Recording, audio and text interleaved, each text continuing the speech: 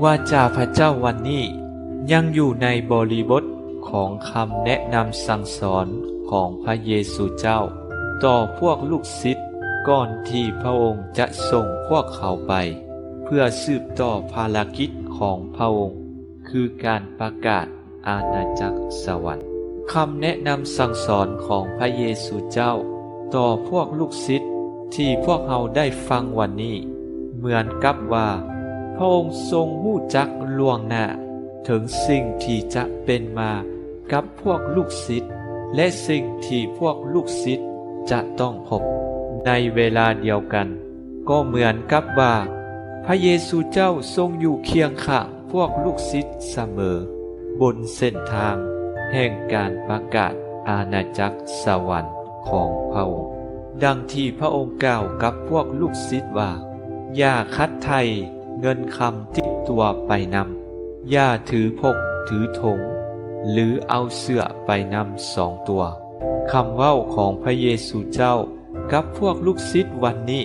เหมือนกับคำเว้าที่พระเยซูเจ้าได้กล่าวกับพวกเขาและฝูงชนหลังจากที่พระองค์ได้สอนพวกเขาให้สวดบทโอพระบิดาพระองค์กล่าวกับพวกเขาว่าพวกเจ้าอย่าเป็นห่วงนำชีวิตว่าจะกินหยังดื่มหยังและนุ่งถือหยังย้อนพระบิดาเจ้าสวรรค์รู้จักสิ่งที่พวกเจ้าต้องการมีสิ่งเดียวที่สำคัญสำหรับพวกเจ้าคือซอกหาอาณาจักรสวรรค์และความชอบธรรมของพระองค์ก่อนส่วนที่เหลือนั้นพระองค์จะประทานให้พวกเจ้า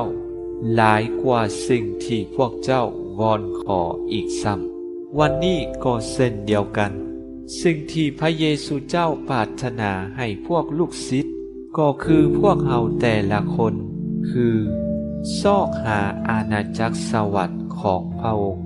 และประกาศให้คนอื่นรู้จักส่วนสิ่งอื่นนั้นพระองค์จะประทานให้พวกเรา